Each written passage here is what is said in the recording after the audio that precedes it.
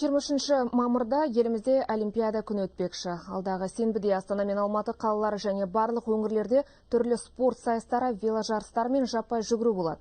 Бұл шара Халықаралық Олимпиада комитетінің мұрындық болуымен қолға алынуда. Биыл 200-ге тарта елде түрлі спорт жарыстар өтпекші. Әр облыс орталығының бұл күнге өз жоспары бар. Мәселен, Алматыда веложарыс өтеді.